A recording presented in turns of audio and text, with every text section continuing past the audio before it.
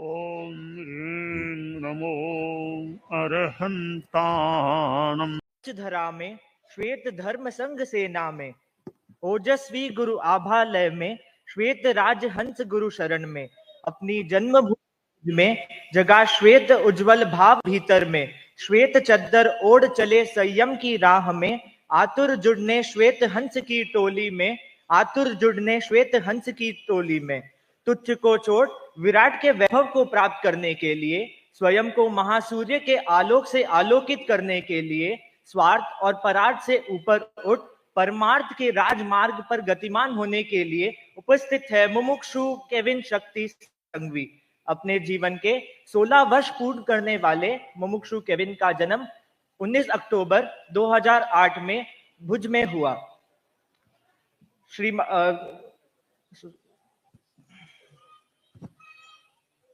फतेहगढ़ निवासी भुज प्रवासी गुणवंती बहन चमनलाल फतेहचंद जी संघवी के सुपौत्र तथा स्वर्गीय श्रुति बहन शक्ति भाई संघवी के इकलौते कुलदीपक मुमुक्षु केविन।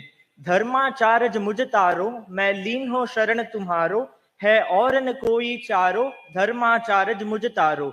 इन्हीं भावों से ओतप्रोत अपनी ही जन्मभूमि और कर्म भूमि में 8 कर्मों से लड़ने के लिए संयम के महासम्रांगण में उतरने व संसार स्वरूप कारागृह माया रूपी कारागृह को तोड़ने के लिए परम पूज्य युग प्रधान आचार्य श्री महाश्रमण जी के श्री चरणों में उपस्थित है।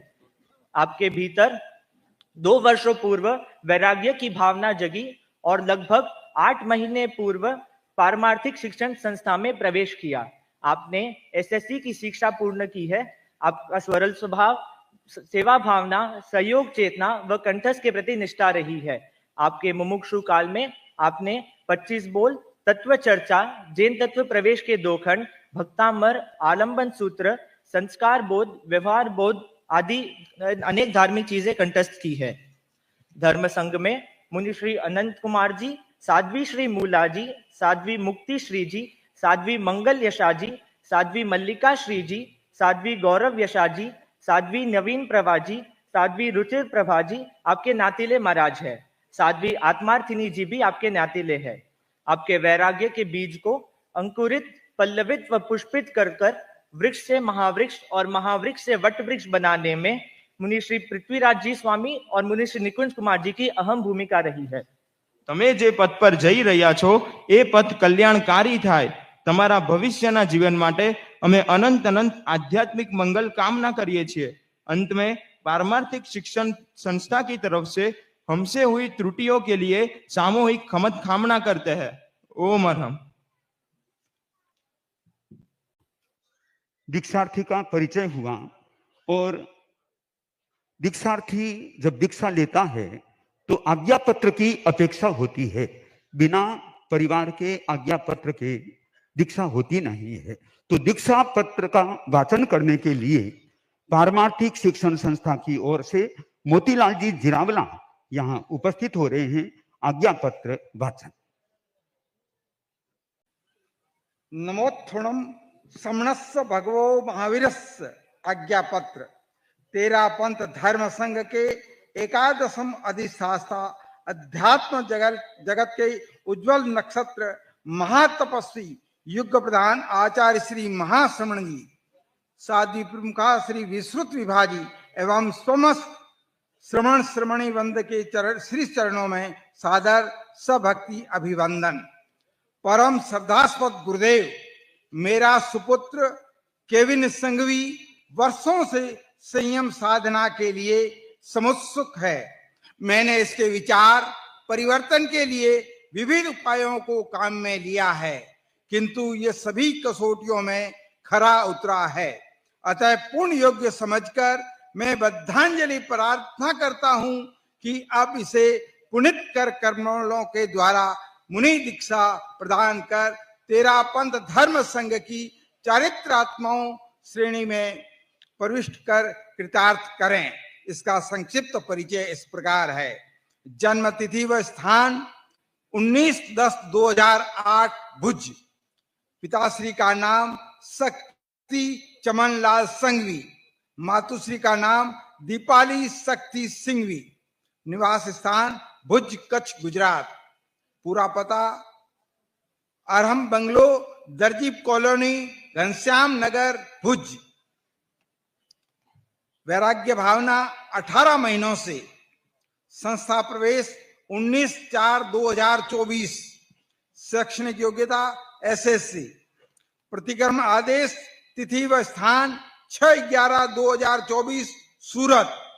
दीक्षा आदेश व तिथि स्थान 30/11/2024 सूरत। दीक्षा ग्रहण तिथि व स्थान 7/2/2025 भुज। पूजी कच्छी पूज संवत्सरण।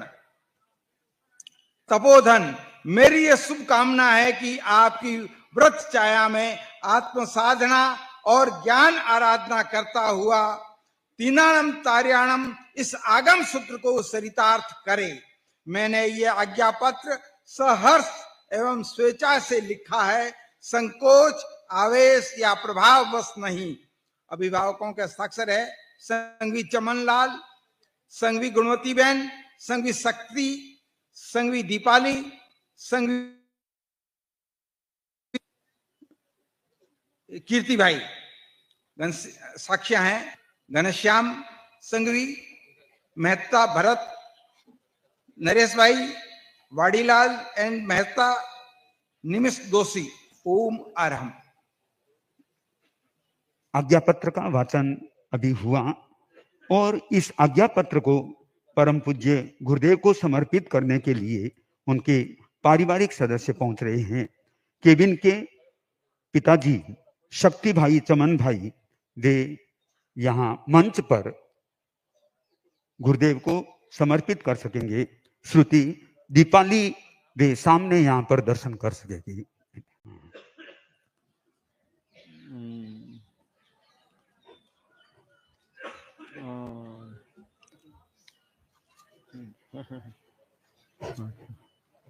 शक्ति भाई चमन भाई ने आज्ञा पत्र श्री चरणों में समर्पित किया और शक्ति भाई कह रहे थे एक दिन मैं भी दीक्षा लेके रहूंगा। अब आगे हम दीक्षार्थी केबिन, वह श्री चरणों में उपस्थित है दीक्षा लेने के लिए, पर आज वह अपनी बात को भी जनता के समक्ष, गुरुदेव के समक्ष प्रस्तुति देने के लिए आ रहा है। केबिन, मुमुक्षु दीक्षार्थी केबिन। समता के महासागर परम प्रभु भगवान महावीर को श्रद्धा भरा वंदन। महाव्रतों के आध्यात्मिक महायज्ञ के प्रणेता, युग प्रदान, अध्यात्म जगत के महासूर्य, परम श्रद्धे आचार्य प्रवर के श्री चरणों में सब भक्ति वंदन। साध्वी गण की अधिनायिका साध्वी प्रमुखा श्री विश्रुत विभा जी को वंदन। मुख्य मुनि प्रवर एवं साध्वी वर्या जी को।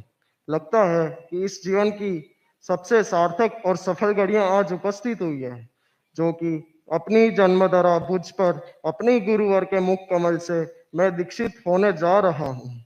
असंयम से संयम की ओर प्रस्थान का नाम है दीक्षा। गुरु की कृपा और शिष्य का समर्पण, इन दो धाराओं के संगम का नाम है दीक्षा। शिष्य अपना सर्वस्व समर्पित करता है तो गुरु उसे आध्यात्मिक ऊंचाइयों तक पहुंचा देता है। गुरु वह होता है जो शिष्य को उभारना जानता है, उनकी प्रतिभाओं को निखारना जानता है, उनकी क्षमताओं को संभालना जानता है। गुरु अपनी प्रतिभा की बाटी से शिष्य के जीवन रूपी दीपक को ज्योतिर्मय कर देता है। जैन धर्म की यह परम पवित्र परंपरा हमें अहिंसा, सत्य, अस्तेय, अपरिग्रह, संयम और करुणा का मार्ग दिखाती है। यह मार्ग केवल बाहरी वस्तु के त्याग का मार्ग ही नहीं, बल्कि आत्मिक शुद्धि और आत्मिक कल्याण की ओर ले जाने का मार्ग है।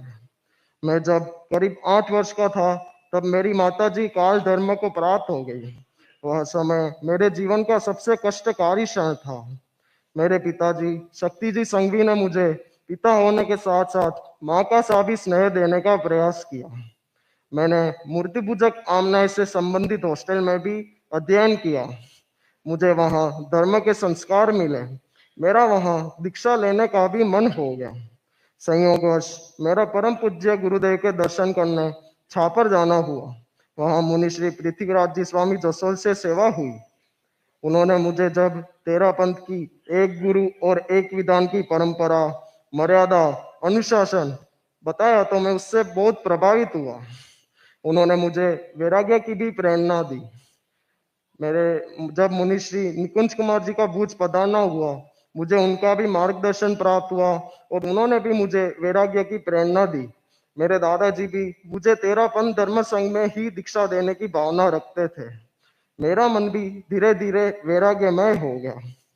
जब सन 2023 में नंदनवन बृहत्तर मुंबई में परम पूज्य गुरुदेव का चातुर्मास था, तब मुझे परम पूज्य श्री के दर्शन करने व सानिध्य में रहने का अवसर मिला। मेरा मुख्यतया अध्ययन तब मुनि श्री कीर्ति कुमार जी स्वामी के सानिध्य में चला। उन्होंने स्नेह और वात्सल्य से मुझे अनेक शिक्षाएं फरमाई। उससे मेरे जीवन में और निखार आया। उसके बाद मैं 10वीं की परीक्षा देने भुज आ गया। जब परीक्षा देकर पुनः मैं पूज्य गुरुदेव के सानिध्य में पहुंचा, तब मेरे परिवार वालों की अनुमति व सहमति से और गुरुदेव की स्वीकृति से मैंने 19 अप्रैल 2024 को पारमार्थिक शिक्षण संस्था में प्रवेश किया। मेरा मुमुक्षु काल में मुख्यतया मेरा अध्ययन मुख्य मुनि श्री के परिपार्श्व में चला। मैंने तत्वज्ञान के अनेक ठोकरे, हिंदी व संस्कृत के श्लोक कंठस्थ किए। उनके दर्शन व सानिध्य में रहकर उन्होंने मुझे अनेक शिक्षाएं फरमाई। उससे मेरे वैराग्य भाव और पुष्ट हो गया। गुरु परम पूज्य प्रवर का स्नेह, वात्सल्य और समय समय पर मिलने वाला संबोध संयम के प्रति निष्ठा को और पुष्ट करने वाला तथा श्रद्धा को गहराई देने वाला था। मुमुक्षु काल में मुनिश्री अजीत कुमार जी स्वामी, मुनिश्री राजकुमार जी स्वामी, मुनिश्री दिनेश कुमार जी स्वामी, मुनिश्री ऋषभ कुमार जी स्वामी, मुनिश्री कीर्ति कुमार जी स्वामी, मुनिश्री नमन कुमार जी स्वामी आदि अनेक संतों का सानिध्य व मार्गदर्शन मुझे मिला। मेरी इच्छा थी कि मेरी दीक्षा भुज में ही हो जाए, किंतु मेरे परिवार वाले इतनी जल्दी दीक्षा देने के लिए सहमत नहीं थे। आखिरकार गुरुदेव की कृपा से परिवार के लोग भी मेरी भावना से सहमत हो गए। परम पूज्य गुरुदेव ने सूरत में साधु प्रतिक्रमण सीखने का आदेश फरमा दिया। स्वयं गुरुदेव ने 25 बोल, जैन तत्व प्रवेश के प्रथम खंड के 3 बार, साधु प्रतिक्रमण का एक परीक्षा ली। गुरुदेव ने कृपा करके 30 नवंबर 2024 को भुज में दीक्षा देने की घोषणा कर दी। आज वह चिर प्रतीक्षित क्षण आ गया है, जब मैं घर त्याग कर अपनी जन्मधरा पर ही मुनि व्रत स्वीकार करूंगा। परम पूज्य गुरुदेव द्वारा मुझे वह अमूल्य 13 करोड़ की संपत्ति मिलेगी, जिसे कोई सौभाग्यवान पुरुष ही प्राप्त कर सकता है। आज मैं अपने पारिवारिक जन, दोस्त, मुमुक्षु परिवार व उन सबसे जान अनजान में हुई गलतियों के लिए क्षमत कामना करता हूँ। अंत में एक कविता प्रस्तुत करना चाहूंगा। सपनों से आगे एक प्रकाश है, सांसारिक मोह अब इतिहास है। राग द्वेष का बंधन टूटे, संसार के संबंध छूटे। ज्ञान का दीप जगमगाए, अज्ञान का अंधकार मिट जाए। त्याग की गाथा तप का जल है, जीवन भर रहना निर्मल है। सांसारिक सुख अब पराए हैं, शाश्वत सुख की आस लगाए हैं। पंच महाव्रत को करना स्वीकार है, मुझे तो बस साधुपन से प्यार है। मन की व्यथा अब शांत हुई है, धर्म की धारा अब आरंभ हुई। आत्मा का यह अटल प्रण है, मुक्ति का मार्ग ही जीवन है। दीक्षा का यह पावन क्षण है, हर श्वास में प्रभु का वचन है। महाश्रमण गुरु सन्निधि चाहूं, महाश्रमण गुरु सन्निधि चाहूं, भवसागर से मैं तर जाऊं। ओम हरम। जैन मुनि दीक्षा का प्रसंग है और जैन शासन में भी यह जैन श्वेतांबर 13 पंथ की दीक्षा का प्रसंग है। दीक्षा के संदर्भ में यह आज्ञा पत्र मेरे पास उपलब्ध करा दिया गया है और लिखित आज्ञा का अपना महत्व होता है, परंतु परिषद है, साधु साधियां है, तो साक्षात भी मौखिक भी हम आज्ञा लेना चाहेंगे तो दीक्षार्थी के पिताजी हैं, दादाजी भी हैं, माँ और वो थोड़े सामने रहे, मैं उनसे थोड़ी सी बात कर लूं। खासकर दादा, पिता, माँ ऐसे वो मुख्य तो माता पिता है, बाकी दादाजी भी हैं और दादी जी हो, कोई माँ हो। हाँ, ये केबिन आपका लड़का है, हम इसको साधु दीक्षा दे दें, आपकी ओर से आज्ञा है, ठीक है, दीक्षा दे दें। आपने भी देख लिया, इसको परीक्षा करी होगी, देख लिया होगा, आपकी सबकी आज्ञा है ना। और भी इनके कोई संबंधी अपने स्थान पर कोई चाचा मामा ऐसे कोई हो, वो भी खड़े खड़े दिखाई दे सकते हैं, इसके रिश्तेदार जो हों और वहीं खड़े हैं अपने स्थान पर ही। हाँ, वैसे मूल आज्ञा तो इन लोगों की, आपका भी इसमें समर्थन है ना, समर्थन दीक्षा में है, ठीक है ना, ठीक है, ठीक है। 2 मिनटों में कोई ये पिताजी कुछ कहना चाहें तो, पिताजी इसके कोई कहना चाहो तो आप 2 मिनट में कोई।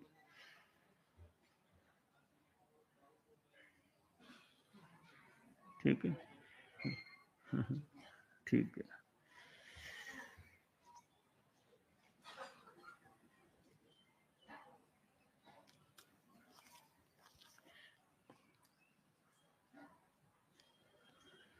तो मेरे पास ये लिखित और मौखिक, मान लो 2 आज्ञा पत्र भी आ गया, लिखित भी मौखिक भी स्वीकृति हो गई। अब मैं दीक्षा संस्कार की प्रक्रिया में आना चाहूंगा।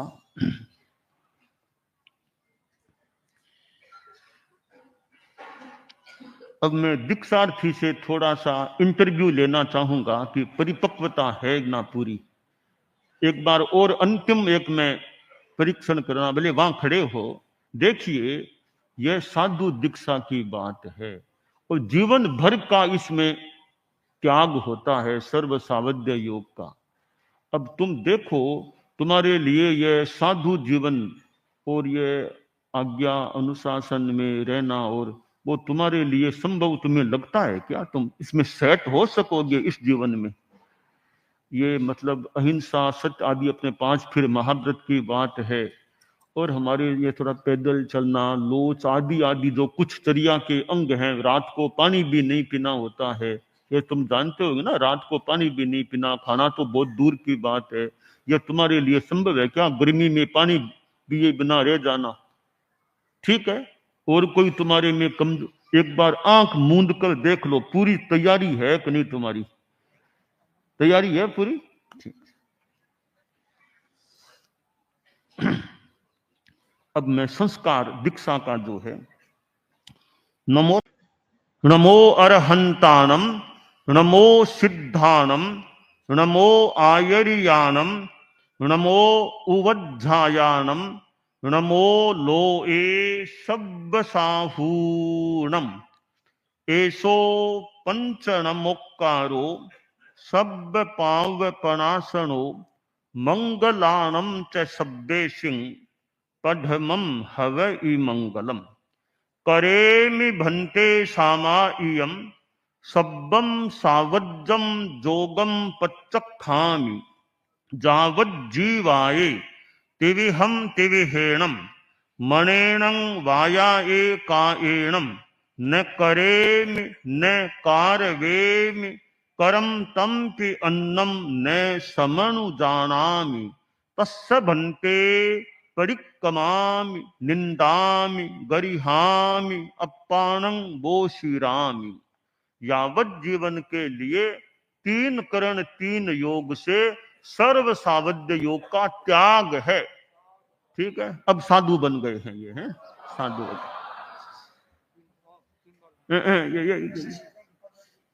ये साधु। अब 3 बार यूं बंधन कर लो।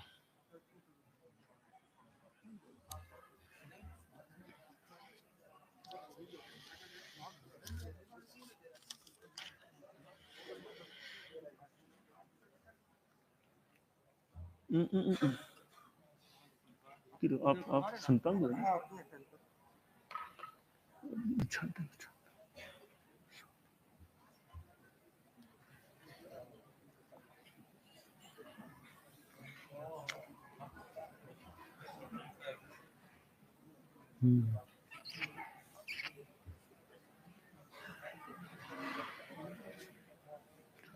तुम्हारे पास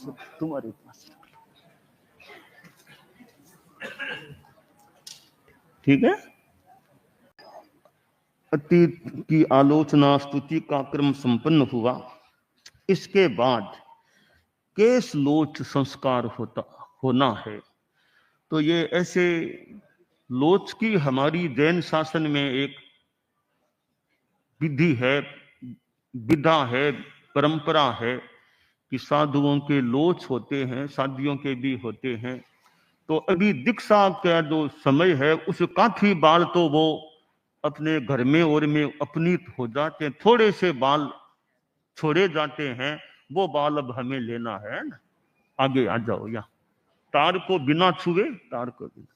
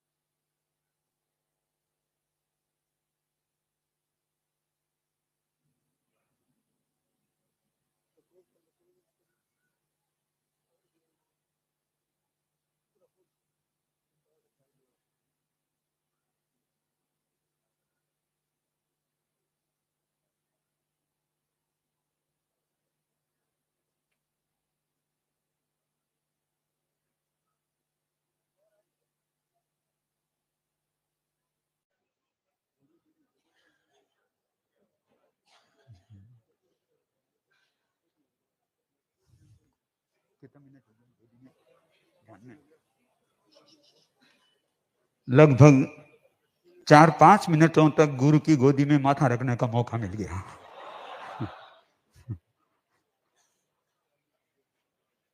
अब परम पूज्य गुरुदेव पुनः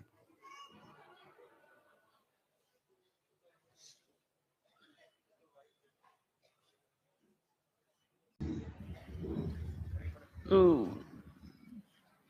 केश लोच संस्कार के बाद एक जो हमारी ये अहिंसा की साधना है उसमें सहायक रजोहरण होता है। ये रजोहरण जो हमारे जनरली साध्वी जी इसको तैयार करते हैं, कदाचित संत भी कोई तैयार बना लेते हैं, कदाचित मान लें। ऐसे प्राय सामान्यतया साध्वी जी तैयार करती हैं। वो ये सफेद सी ऊन का है। यह जैसे अंधेरे में चलना हो, बैठने के लिए पूंजना हो तो रजोहरण, रात को चलना हो अंधेरे में, रात को ये काम आ जाता है। ऐसे ये रजोहरण है। तो और तो सामान, कई सामान घर से परिवार वालों ने भी कपड़े आदि की व्यवस्था की ही, पर ये रजोहरण तो सामान्यतया वो हमारी ओर से साध्वी जी का हमें मिलता है, वो काम आता है प्राय जनरली। ये रजोहरण दिया जा रहा है।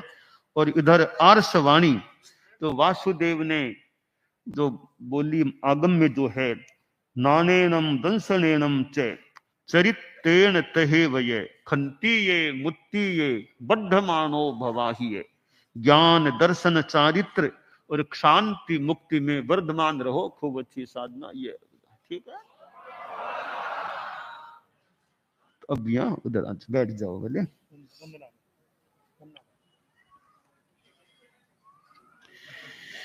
ठीक है।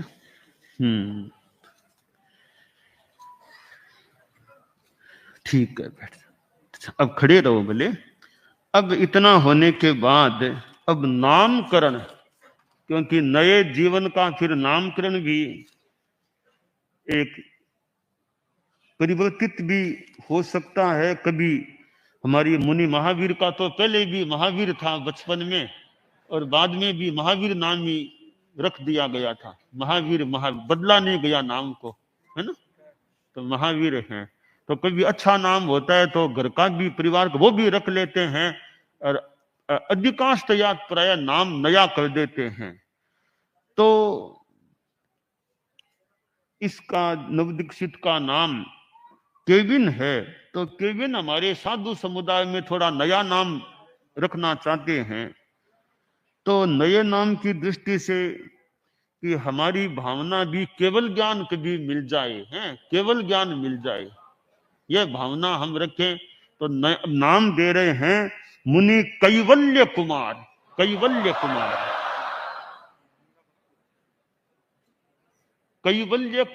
कैवल्य कुमार हैं, मुनि कैवल्य कुमार। तो अब देखिए, ये अब साधु मुनि बन गए हैं, यानी आपके अब परिवार के सदस्य पहले आपके परिवार के थे, अब वो आपके परिवार के नहीं रहे हैं, वो दादाजी पिताजी हो रहे हैं। अब आपके परिवार से संबंध समाप्त हो गया, इस साधु परिवार से इनका संबंध जुड़ गया है। तो अब आप लोग गृहस्थ हैं, इन्होंने सर्व सावध्य योग का त्याग हमने करा दिया, तो साधु बन गए। तो ये दादा के लिए भी, पिता के लिए भी अब बंदनीय बन गए हैं, आप सभी के लिए बंदनीय। आप तो अपने स्थान पर बैठे बैठे इनको मथेन वंदामी बोले, ठीक है। अब देखो, तुम अब साधु बन गए हो, अब तुम गृहस्थ नहीं हो, तो साधु में अपना चलना बैठना उठना खड़ा, तो जयम चरे जयम चिट्ठे जय मासे जयम सही जयम भुंजे जयम भाषे जयम सही, मतलब कि संयम पूर्वक चलना है। दीक्षा का उपक्रम संपन्न हुआ। अब एक और उपक्रम का अंश बाकी है, ग्रास देना, नवदीक्षित को थोड़ा कुछ चीज, खाद्य चीज देना। वो हम संभवतः प्रवास स्थल में जाने के बाद दे सकेंगे, जिसको आचार्य श्री महाप्रज्ञ जी ने एक नाम दिया था कि अनुशासन का ओज आहार, मानो जन्म घुंटी। जन्म घुंटी, नया जन्म हो गया एक तरह से साधु का, जन्म घुंटी के रूप में कुछ देने की, वो हम वहां जाने के बाद कर सकेंगे। तो यह हमारी यों दीक्षा की प्रविधि है। अब दीक्षा में मूल आचार्य का तो सर्वोपरि अनुशासन होता ही होता है। अब आचार्य के अनुशासन तो मूल है ही। अब तुम्हें शिक्षण प्रशिक्षण किसके पास लेना करना, वो भी तुम्हें अभी जानकारी दे देते हैं। तो यों तुम्हें ये साधुचर्या और शिक्षण प्रशिक्षण सारा प्राप्त करने के लिए हमारे बहुश्रुत परिषद के जो सदस्य हैं, कार्यक्रम के और मुनि दिनेश कुमार जी हैं, तो मुनि दिनेश कुमार जी की देखरेख में, यानी निर्देशन में सारा उनके पास रहना, शिक्षण प्रशिक्षण प्राप्त करना, चर्या का और का ज्ञान करना, अध्ययन आदि का अभी फिलहाल उनको मुनि दिनेश कुमार जी के। अब यह एक मेरी ओर से मोटा मोटी क्रम संपन्न, आगे का प्रोग्राम।